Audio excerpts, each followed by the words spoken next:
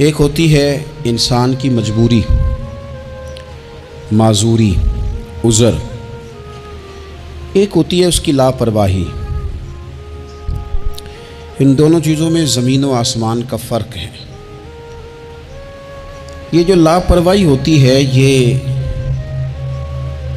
किसी भी शख्स से मुंसलिक सारी चीज़ों को ही ख़राब कर देती है। आपने एक छोटा सा पौधा भी अगर लगाया है और आप लापरवाही का मुजाहरा करते हैं तो वो खुश्क हो जाएगा। तेजे माली जींदे हों तो फिर बूटे सुकदे नहीं। अगर आप उसकी परवाह करते हैं, उस पर तवज्जो देते हैं तो उसकी नशो व नुमा होगी, वो आगे बढ़ेगा, वो तरक्की करेगा, वो एक तनावुर दरख्त बन जाएगा। जिस चीज़ की भी आप परवाह नहीं करते, आप अपनी सेहत की ही अगर परवाह नहीं करते, आपने कभी नहीं देखा कि ये खाना जिस होटल से मैं खा रहा हूँ ये कोई मेयारी है या बिल्कुल गैर मेयारी है। आपने कभी परवाह नहीं की कि मुझे कोई अपनी खुराक का वक्त मुकर्रर करना चाहिए और मुरतब तरीके से मुझे ग़िज़ा लेनी चाहिए, तो आप बीमार हो जाएंगे। लापरवाही आप किसी चीज़ की भी करें, गफलत आप किसी चीज़ पर भी करें। बात को शख्स आपको समझा रहा होता है, आपको घर वाले कोई बात कह रहे होते हैं, लेकिन चूंकि आप गैर हाज़िर हैं, लापरवाही से सुन रहे हैं, गफलत से सुन रहे हैं, तो आपको पूछना पड़ता है क्या कहा था आपने। क्यों भला ये होता है कि आप गफलत में थे। ये जो गफलत है ना, गफलत ये बड़ी नुकसानदेह चीज़ है। ये इंसान से ताल्लुक़ रखने वाली हर चीज़ का बुरा हाल कर देती है। हम ना तो अब कमज़ोर हैं, ना अनपढ़ हैं, ना छोटे हैं, ना जदीद दौर के तकाज़ों से हम ना आशना हैं। किसी शख्स से भी आप गुफ्तगू करेंगे तो अल्लाह के फ़ज़ल से वो ढेर सारी चीज़ों का इदराक रखता है, समझ रखता है, शऊर रखता है।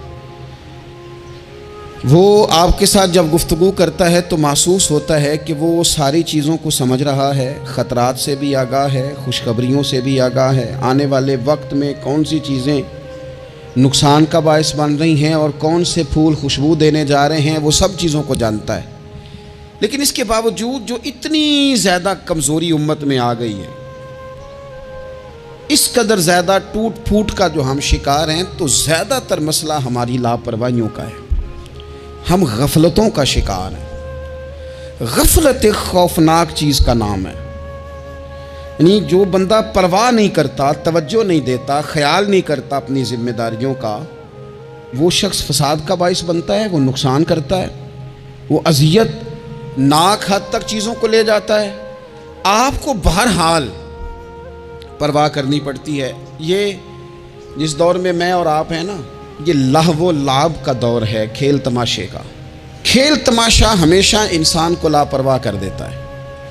आप देख लें, कल तक खेल तमाशा किसी ग्राउंड में जाकर किसी आले के साथ खेला जाता था, वक्त निकाल के लोग जाते थे, कुछ देर के लिए उनका ज़हन तकसीम होता था, घर लौटते थे, अपनी ड्यूटी करते थे। अब खेल तमाशे हमारी जेबों में आ गए। छोटा आदमी, बड़ा आदमी, उससे बड़ा आदमी, वो सब उस खेल तमाशे में मुब्तला हैं और वो मजाक की कैफियत इतनी दूर चली गई है। मैं बड़ी माज़रत के साथ ये बात अर्ज़ करने लगा हूँ कि बाज़ोकात बड़े भी उस चीज़ का शिकार होकर इस तरह की बात करते हैं कि छोटे इधर उधर देख रहे होते हैं कि क्या इसको ये बात करनी चाहिए थी। लेकिन चूँकि सारी रात सारी सुबह लग ही उस खेल तमाशे में गई है, लहव लाभ में गई है, मिजाज बन गया है, कौम संजीदा नहीं रही। आप किसी शख्स से भी बात कर रहे होते हैं तो वो चाहता है कि कुछ देर मैं गपशप करूं, खेल तमाशा करूं, शुगल मुगल करूं, मैं गुजर जाऊं। संजीदगी फ़िक्र, मिजाज का ठहराव। और दरवेशों ने तो शिकवा किया है कि उम्र बीत गई, लोगों की उम्र बीत गई, हड्डियां कंबन, गोडे खड़कन, उड़ गया लक तेरा, अजे भी गुनाह तो बाज ना में, वाह वाह मर्द दिलेरा। मियाँ साहब कहने लगे यहाँ तक तू पहुँच गया है कि हड्डियाँ कंबन। और तेरे गोडे खड़कन ते उड़ गया लक तेरा, अजे भी गुनाह तो बाज ना आवे। ओ वाह वाह मर्द दलेरा, वो तू इतना दलेर हो गया कि जब तुझे चाहिए था कि अभी तेरे हाथ में इस्तिग़फ़ार की तस्बीह आती, अभी तुझे सजदे का ज़ौक़ होता। हम इतने ज़्यादा गफलत का शिकार हैं, आप यकीन करें। देखो, माफ़ी होती है उज़्र की, माफ़ी होती है माजूरी की, गफलतों की माफ़ी। जब हम स्कूल में पढ़ते थे, मदरसे में पढ़ते थे, तो जिस बच्चे का पता चल जाता था ना ये बीमार था, उसे मारनी पड़ती थी। जिसका पता चल जाता था ना कि इसके घर में कोई परेशानी आ गई थी, उसे मारनी पड़ती थी। गुस्सा दिलाने वाली बात ये होती थी कि घर वाले कहते थे कि हमने तो भेजा था, सुबह तैयार करके बैग दे के इसको रवाना किया था, और जब पता चलता था ना कि ये आया नहीं, वहाँ बैठकर वक्त गुजारा, वहाँ बैठकर वक्त गुजारा। अब ये वो मसला था कि उस्ताद इस पर यूं होता था कि जिस तरह वो पूरे जलाल में आ गए। इस बात ने उन्हें इतना गुस्सा दिला, वो तू बैठा रहा, जानबूझ के नहीं आया। उसको शदीद मार पड़ती थी। जब हम बड़े हुए, किताब व सुन्नत को देखा तो कुछ चीज़ें अजीब सी समझ में आईं। सियासता में हदीस मौजूद है कि सहाबा किराम अलैहिम रिदवान फरमाते हैं कि एक जंग का मौका था, तो वो रास्ते बड़े सख्त थे, दुश्वार गुजार घाटियाँ थीं, बड़ी मुश्किल से हमने वो राहें तय की। हमें लगा कि इस जिहाद पर हमें बहुत अजर मिलेगा, और फिर हमारे दिलों में ये भी ख्याल आता था कि फ़लाँ फ़लाँ फ़लाँ फ़लाँ तो सहाबी आए नहीं, वो तो घर में रहे। अल्लाह के महबूब सल्लल्लाहु ताला अलैहि वसल्लम ने हमारे इन ख्यालात को भांपा और करीम फरमाने लगे, तुम्हें इस जिहाद पर बड़ा अजर मिलेगा, लेकिन याद रखना तुम्हारे कुछ भाई हैं जो घरों में बैठे हैं, मजबूरियों ने, आजमाइशों ने, परेशानियों ने, उज़र ने उन्हें आने नहीं दिया। जितना तुम्हें सब्र करके, मुशक्क़त झील के, सफ़र करके जिहाद का सवाब मिलेगा, उतना ही उन्हें घर बैठे बैठे भी सवाब मिलेगा। आए नहीं। ये किस बंदे का मामला है जो उज़र वाला है। और अगर किसी के इज्तिहाद में गफलत हो गई, हज़रत काब बिन मालिक रज़ी अल्लाह ताला, ये भी सही बुखारी में, कल चला जाऊंगा, हुजूर तो जिहाद पे चले गए लेकिन इज्तिहाद में गफलत हो गई, कल चला जाऊंगा, परसों जाऊंगा, तरसों, फरमाते मैं जा ही नहीं सका, हुजूर वापस आ गए। जिन मुनाफिकों ने झूठ बोले जाके कि ये मसला हो गया था, ये मसला हो गया था, उनको तो मिल गई माफ़ी, लेकिन मैं चूँकि मुखलिसीन में से था खुदा के फजल से, और हो गई थी गफलत। 50 दिन नबी करीम मुझसे नाराज़ रहे, 50 दिन अल्लाह के लिए कि तू रब के रास्ते में जिहाद करने नहीं आया।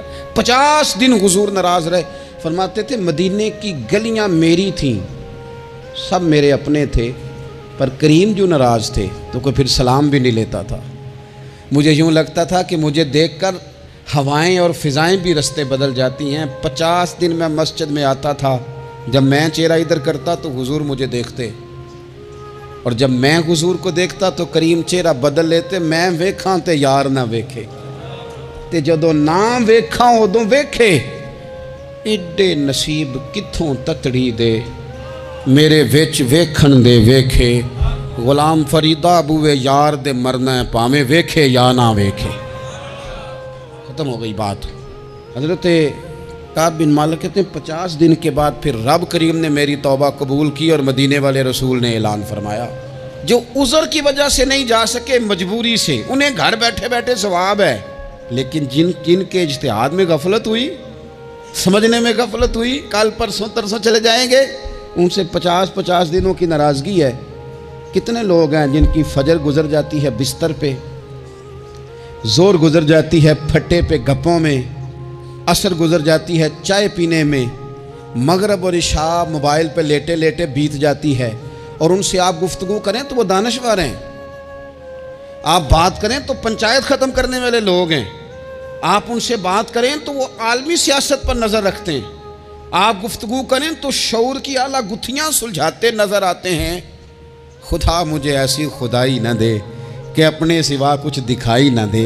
ये गफलतें हैं, ये शोरश है, ये अपने मुंह से खुद मियाँ मिट्ठू बनना है। इस गफलत को थोड़ा सा तोड़ा जाए, वरना जंग लग जाता है सलाहियतों को। जो लोग थोड़े दिन मोटरसाइकिल नहीं ना चलाते, उनके लिए मुश्किल हो जाता है फिर उसको स्टार्ट करना भी। हमारे उस्ताद कहा करते थे, जो लोग पढ़ाते नहीं उन्हें किताबें भूलने लग जाती हैं। जो लोग कोई काम करते नहीं फिर वो आहिस्ता आहिस्ता वो जंग आलूद हो जाता है। वो कहते हैं अब नहीं हो सकता तुमसे, अब मुश्किल है। सज्जनों, दोस्तों, बुज़ुर्गों, भाइयों, जो लोग शुरू में इबादतों के आदी नहीं होते, वक्त ज़ाया करते हैं, बुढ़ापे में दिल करता है तौबा हो जाए, लेकिन अपने माथे को सजदे की आदत ही नहीं डाली। ये जिस्म झुकना उसका आदी नहीं हुआ कि रब की बारगाह में झुके। इसका मिजाज ही नहीं तहज्जुद पढ़ने का। सारा कुछ हो जाता है। मैंने सियासत करने वाले, पंचायत ख़त्म करने वाले, चुदराहट करने वाले, वज़ादारी रखने वाले रातों को तहज्जुद पढ़ते भी देखे हैं। मैंने कुरान पाक से प्यार करते देखे हैं। मैं गवाह हूँ बहुत सारे लोगों का। ये काम हो जाता है। शर्त ये है कि बंदा अपनी गफलत की पट्टी थोड़ी देर के लिए खोले। दूसरी बात ये कि हम खुशफहमियों में बड़ा जिंदा हैं, बड़ा जिंदा हैं, बड़ा ओहो, यानी 2, 4, 5। कुछ लोग कहते हैं अल्लाह करीम बड़ा है। अल्लाह अगर करीम बड़ा है ना मेरे भाई, तो नबी पाक सल्लल्लाहु अलैहि वसल्लम ने फरमाया वो बड़ा बेवकूफ़ है जो खुदा की रहमत की उम्मीद भी रखे और अल्लाह को नाराज़ भी करे। तो बेवकूफ़ बंदा है। अगर वो करीम है तो फिर तो मोहब्बत में ही उसकी बात मान। बात तो फिर भी नहीं मान रहा। कुछ लोग कहते हैं नबी पाक सल्लल्लाहु ताला अलैहि वसल्लम शफात करेंगे। भाई हमारा तो सहारा ही इस बात पे है, हुजूर सिफारिश करेंगे। पर नबी पाक ने दर्जनों जगहों कहा है, जो मेरे तरीके पे ना चले फलैसा मिन्ना, मुझसे नहीं।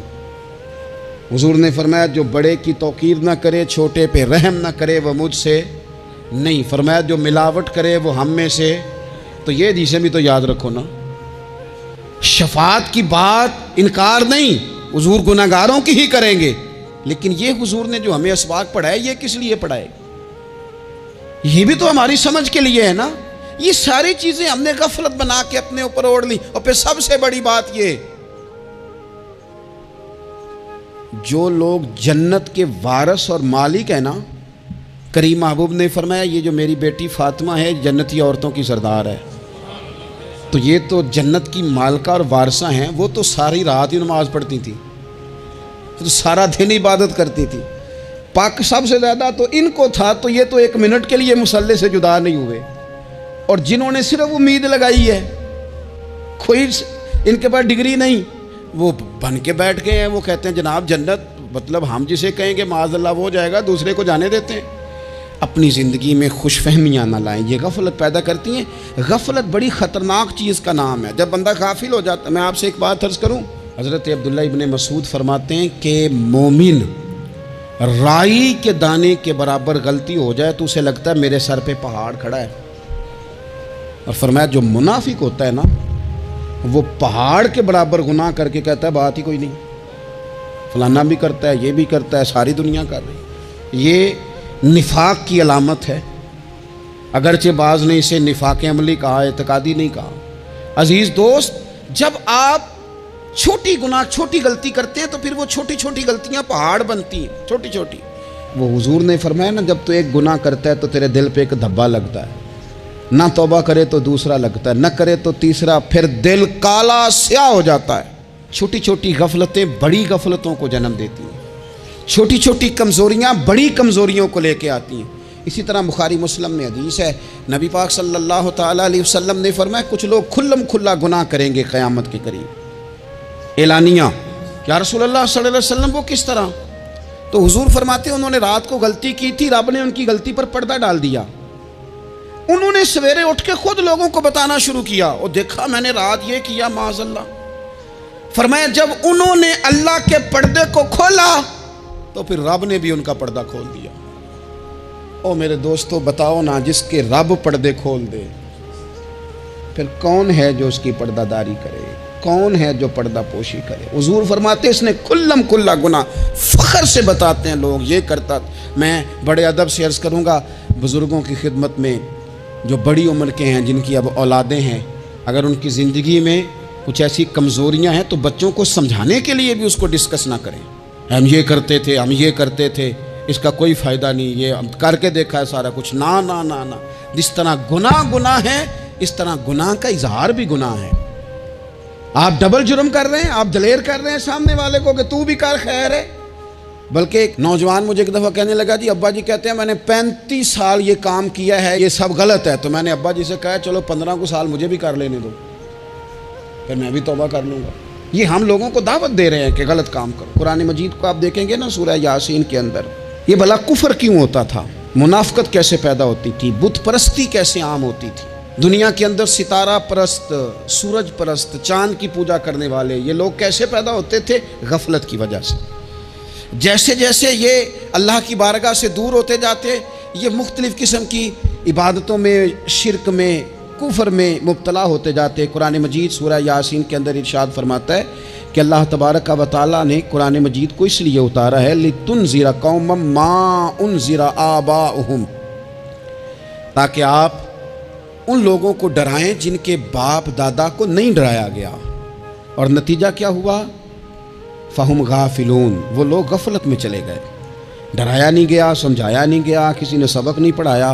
तो मैं आप सबसे गुजारिश करूंगा कि खैर की बात बताते रहें, खैर की बात कहते रहें। खैर की बात जो होती है ये फ़ायदा करती है हमेशा। तो गफलतें अपनी दूर करनी चाहिए। दूसरा ये होता है, एक तो इंसान जब वो दूर हो जाता है छोटे छोटे गुनाह करके तो गफलत आती है। दूसरा, कुरान पाक ने एक और मकाम पर इसका जिक्र फरमाया है। वो इस तरह फरमाया है कि जो इंसान की प्यारी चीज़ें हैं ना, बाज़ौक़ात जिनसे वो लगाव पैदा कर लेता है, जिनसे मोहब्बत उसकी बढ़ जाती है, वो चीज़ें भी गफलत पैदा करती हैं। उनमें 2 चीज़ों का तो कुरान पाक ने नाम लेके जिक्र किया है।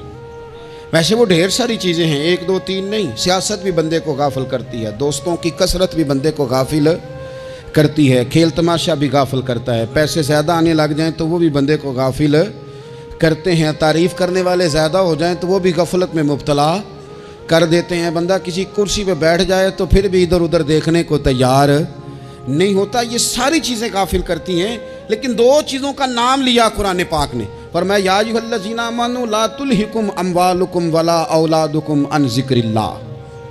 फरमाया ए ईमान वालो, कहीं ऐसा ना हो कि तुम्हारी औलाद और तुम्हारा माल तुम्हें अल्लाह की याद से गाफिल कर दे। माल और औलाद, बीवी को, औलाद को एक मकाम पे कुरान पाक ने दुश्मन भी कहा है। कब?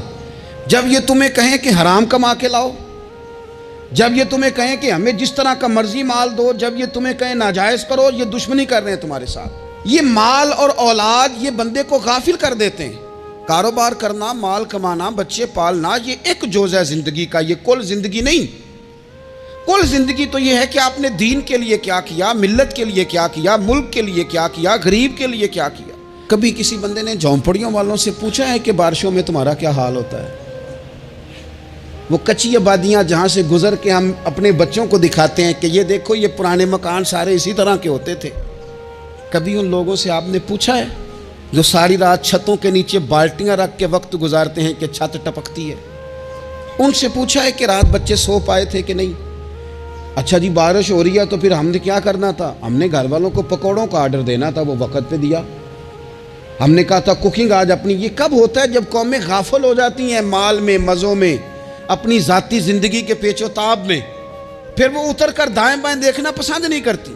अल्लाह फरमाते हैं माल और औलाद कहीं तुम्हें अल्लाह से गाफिल ना कर दे। कहीं ऐसा ना कर बैठना कि तुम इसमें उलझ जाओ पूरी तरह और तुम्हें सिर्फ और सिर्फ अपने बच्चे याद रह जाएं। तिजारत करनी चाहिए, लेकिन हम तिजारत नहीं करते, बानी ताजर जाते हैं। हर चीज़ को तिजारत की नज़र से देखते हैं। डॉक्टर आप बने, लेकिन ज़िंदगी सारी ही आप डॉक्टर बन के ना गुजारें। आपके कुछ और ताल्लुकात भी हैं, कुछ और रिश्ते भी, उन पर भी थोड़ा गौर कर लें। गफलतें तेज़ी से आती हैं और वो आकर के हमारे ऊपर हावी हो जाती हैं। जो पुराने लोग थे ना, गाफिल नहीं होते थे। बड़े बड़े लोग अपने आप को कंट्रोल करते थे, देखते थे कि यहाँ कुछ चीज़ मुझ में हमलावर तो नहीं हो रही, फलानी चीज़ कहीं मेरे ऊपर ज़्यादा कब्ज़ा तो नहीं कर रही। वो फिर उन चीज़ों से अपने आप को बचाते थे। नफसानी ख्वाहिशात का गलबा या दोस्तों की तारीफ़ें या इधर उधर की चीज़ें, वो अपने आप को तेज़ी से उससे बचाते। उस रास्ते से इज्तनाब करो जो रास्ता गफलत लाता है, जो रास्ता तकलीफ़ में मुब्तला करता है। जो दम गाफिल सो दम काफिर। सानू ते मुर्शद हो ही पढ़ाया हो, हमें तो ये सबक दिया गया। मुझे कह लेने दें, हम में से ढेर सारे लोग हैं, पलट कर अपनी ज़िंदगी देखें, अपने आप पर गौर करें, तो हम इतने काबिल थे कि शायद हमें कोई अपने दरवाजे पर चौकीदार भी ना रखता, लेकिन जब उसने नवाज दिया तो हमारे लहजे ही बदल गए, हमारा अंदाज ही कुछ और हो गया। शायद कोई हमसे सलाम भी ना लेता, लेकिन जब अल्लाह ने नवाज दिया तो लफ्ज़ और जुमलों के अंदर फिर हमारे वो रंग आ गया जो नहीं होना चाहिए था। क्यों? कि माल आया तो गफलत लाया। हज़रत उमर फ़ारूक के ज़माने में जब माल आता था तो वो रोया करते थे, फरमाते थे यहाँ जी आता है वहाँ गफलत भी आती। अपनी ज़िंदगी से गफलत का पर्दा उठाएं। सो रहे हैं सारे जाग जाएं, वक्त तेज़ी से गुजर रहा है, बेकाबू हो गया, हमसे नहीं संभाला जाता टाइम, कब दिन चढ़ता है कुछ पता नहीं चलता, शाम हो जाती है, ढेरों काम रह जाते हैं। कई लोग थे जिनका इरादा था कि परसों से मैंने मस्जिद आना है, मैंने नेक हो जाना है, वो नहीं आए, मौत ही आई।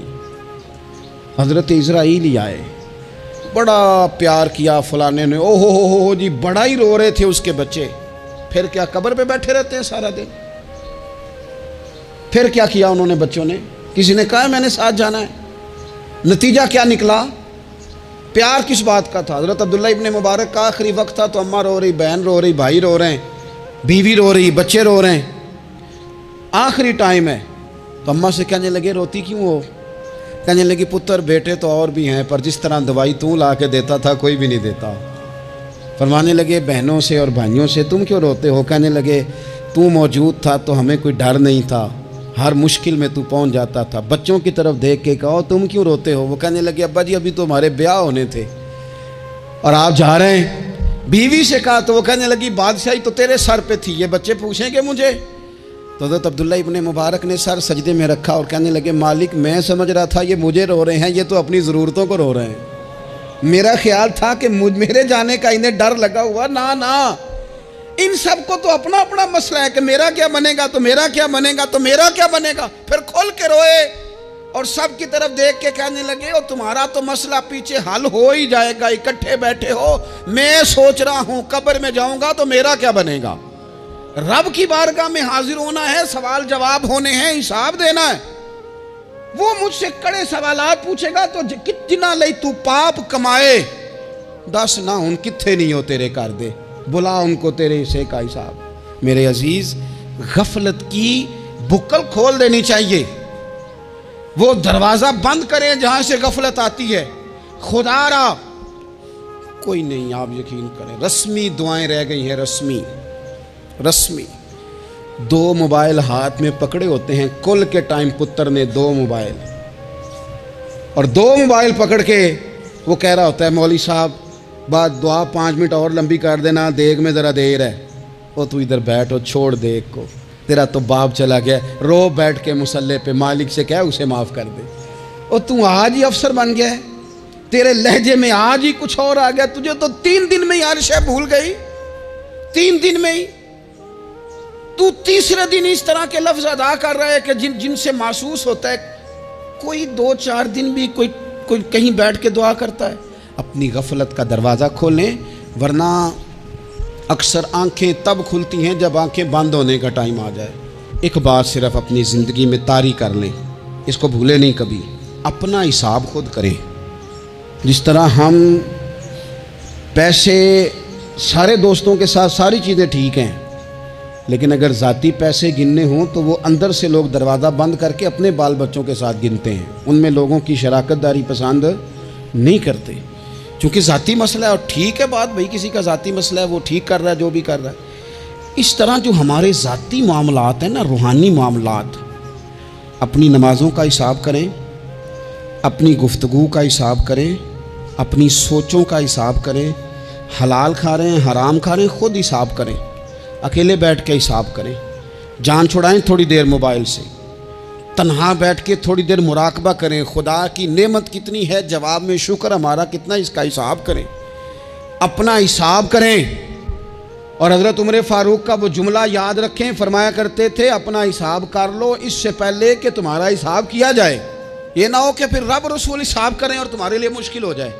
अपना हिसाब करें।